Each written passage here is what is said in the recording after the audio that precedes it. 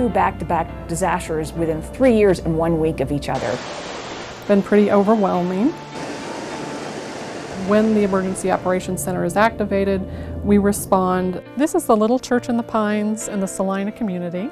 Some of the sheriff's folks coming back to the Emergency Operations Center, really were concerned about it because it was hanging there with the front third undermined and there was definite fear of collapse. With Denise embedded at the Emergency Operations Center, she was able to convey to them the importance of several resources that should receive special consideration that perhaps without Denise being there would never have occurred and we could have lost those resources.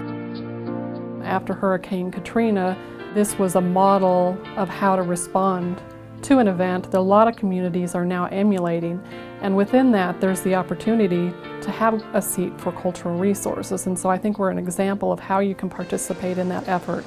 Boulder is significant. They have been doing this work for so long, and making sure they had an accurate inventory of buildings and that they had a community consensus on which buildings mattered.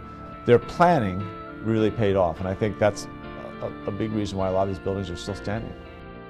When the St. Vrain Creek overflowed, it scoured a lot of the Ramey property and it undermined the barn, which was built circa 1862, and it also washed away the granary, which is built around the same time. We were able to get resources up there, and especially once we realized the damage, we already had a process in place to take care of those buildings. History Colorado, is an active partner with us. The State Historic Preservation Office was there to answer the questions that we had, never having gone through such a large natural disaster, and they've been a wonderful partner, trusting Boulder County in terms of its assessment of its historic resources. When there's a flood, it's one Colorado, it's one Boulder. Boulder really set the standard for the rest of the state. I couldn't be happier that they're receiving the Stephen Hart Award this year.